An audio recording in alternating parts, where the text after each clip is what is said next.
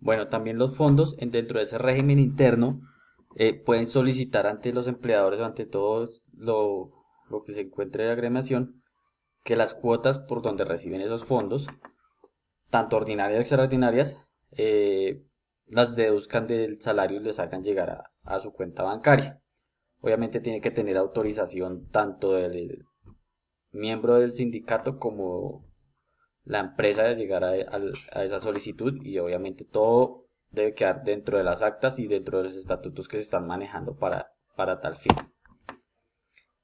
¿Cuándo se termina un sindicato? Obviamente, para poder terminar un sindicato no es solo apague y vámonos, sino que tiene que cumplir con, tanto como cumplió con las normativas para crearse, tiene que cumplir con las normativas para acabarse. Entonces, la primera es que dentro de los estatutos exista un estatuto definido para ese efecto. Cuándo y cómo se va a definir esa disolución. Si no existe dentro de ese estatuto, pues obviamente por un acuerdo dentro de los afiliados, que tiene que ser como mínimo las dos terceras partes de los afiliados.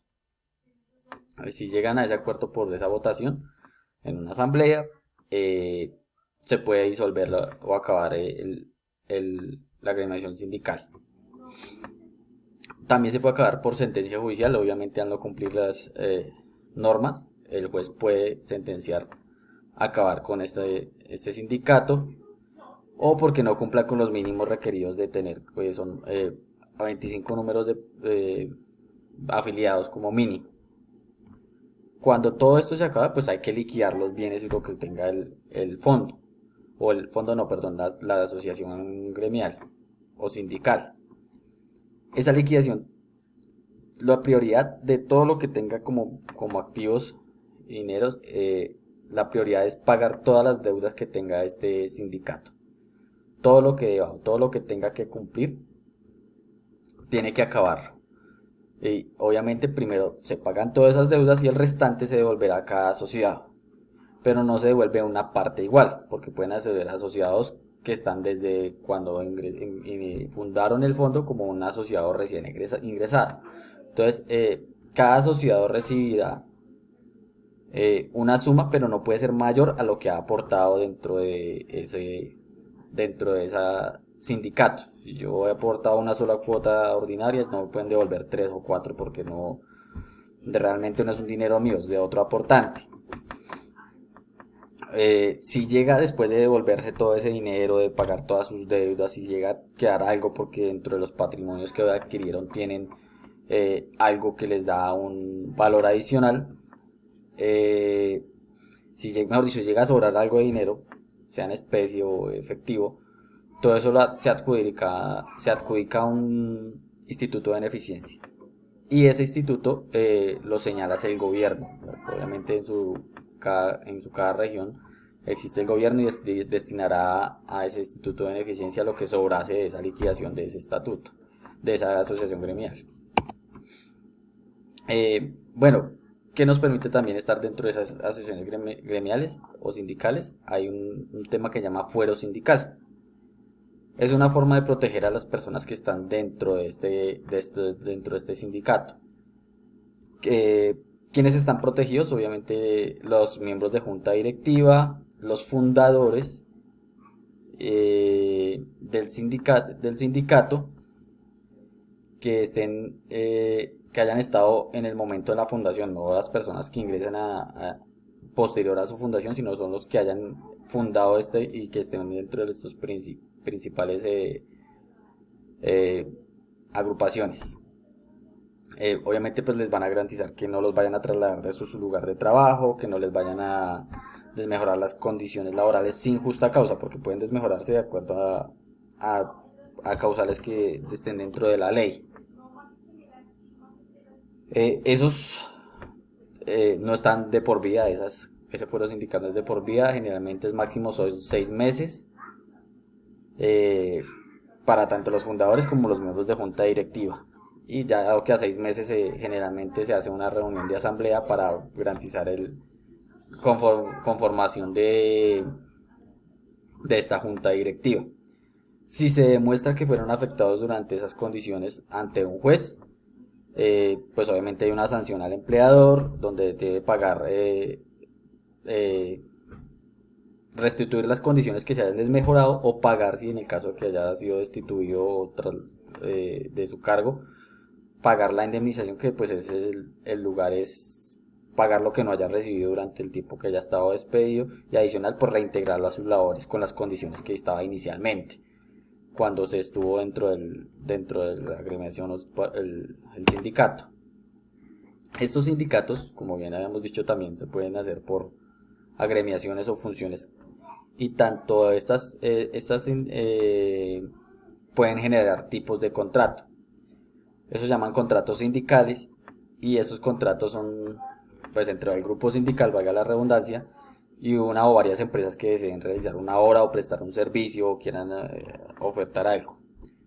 Entonces el sindicato debe responder porque sus miembros eh, cumplan las obligaciones a lo que vaya a lugar dentro de ese contrato, ¿sí? Y dado el caso que estemos ejerciendo un contrato sindical y que el sindicato se disuelva o se liquide, las personas que están generando o prestando ese servicio o esas condiciones que tengan ahí dentro de eso deben seguir prestando ese trabajo, mano de obra o servicio mientras tenga vigencia la duración del contrato, a pesar de que se haya disuelto o se haya acabado o liquidado el sindicato. Ya mirando por otro lado, están los pactos colectivos. Los pactos colectivos no son sindicatos. Los pactos colectivos los hacen entre empleador y las personas que no están sindicalizadas o las que no pertenecen a un sindicato. Y obviamente ahí se llegan a unos acuerdos para que el trabajador no se sindicalice. Ya tendrá unos beneficios, tendrá unas eh, obligaciones que prestar. Obviamente la única condición para pertenecer a un pacto colectivo entre empleador y trabajador es que no esté el trabajador sindicado. Eso uno. Y dos, que el sindicato que esté dentro de la empresa no supere la tercera parte de los trabajadores de esta empresa, ¿sí? Si eso llegase a pasar, entonces la empresa no podría realizar ni pactos colectivos ni prorrogar los que ya existan. Si existe un pacto colectivo se termina, no lo puede prorrogar porque ya hay más de la tercera parte de trabajadores sindicalizados. Viene la huelga que es, pues obviamente es un paro colectivo o una cese de actividades colectivas, pero no se hace solo simplemente ven, vamos a hacer la huelga, sino tiene que tener un procedimiento. ¿Ese procedimiento cuál es? Pues tiene que haber primero unos acuerdos directos entre los huelguistas o los representantes sindicales y la empresa. Debe existir un pliego de peticiones, un representante, deben conversar inicialmente, si las conversaciones pueden durar hasta 20 días o a 40 si llegan a un común acuerdo entre los dos, y todo esto pues debe quedar en actas. Después de hacer esos acuerdos se aceptan los pliegos ni se llegan a los acuerdos iniciales, pues se declara la huelga como tal. Debe ser por votación secreta, igual la mayoría absoluta de los trabajadores sindicalizados. Si la empresa es nacional, pues tiene que hacer asambleas en cada lugar donde tenga su regional. Todo debe quedar en actas, y después de que se notifique que se va a realizar la huelga, solo se puede hacer 2 días después de haber notificado esto, y no más de 10 días. Si se ponen los 10 días ya no pueden ya no pueden realizar la huelga y tendrían que volver al proceso anterior. Las personas no sindicalizadas pueden declarar la huelga siguiendo pues esos pasos, obviamente el arreglo directo, la conciliación, al charlar, el representante, los pliegos de peticiones, y obviamente pues se crean comités de huelga. Dentro de esta huelga pues tenemos unos efectos a los empleadores, que es obviamente que no pueden contratar personal nuevo para suplir el personal que está en huelga, o sea, no pueden tener un contrato nuevo para suplir esas necesidades. Lo único es que si esa función es vital para la empresa o para prestar ese servicio y que genera afectación, podría hacerse una contratación, pero obviamente va a un encargado, un inspector encargado que debe definir si es o no es viable esto. Obviamente existen las huelgas ilegales, que llaman la suspensión colectiva ilegal de trabajo, y es que cuando puede ocurrir esto, pues cuando no hacemos el pliego de peticiones, no vayamos a unas conversaciones anteriores, o que no se haya cumplido los pasos anteriores mencionados. Si existe esa huelga ilegal, entonces los empleadores pueden despedir a las personas que participen en las huelgas sin solicitar indemnización, porque lo despiden con justa causa. Pero para eso deben solicitar la declaratoria de ilegalidad ante un tribunal competente que diga que efectivamente se hizo de manera ilegal esta huelga, y si ese tribunal dice que se hizo legal, puede existir una apelación por parte de los sindicatos hacia la Cámara Suprema de Justicia. En común que tiene, pues bueno, cuando se termine la huelga, no exime de ninguna responsabilidad por los delitos cometidos. Si se cometió un delito, se debe pagar, y eso es así. Por lo que, como vemos los actos de violencia, cuando llevamos a los paros, a las protestas, y los sindicatos proponen la huelga y vamos y van allá y generan actos vandálicos, esa persona que genera ese acto vandálico, así pertenezca al sindicato, debe pagar por los delitos cometidos. Y las empresas de servicio público no pueden entrar a huelga en estos periodos. Estos dependen, obviamente, como son servicios públicos, deben tener un previo aviso, un mínimo de 6 meses, para que el gobierno pues asegure la continuidad de prestar el servicio y ya puedan generar las huelgas que se deben tener. Eso es todo, lo general, y ahí ya les agradezco a todos por estar pendientes.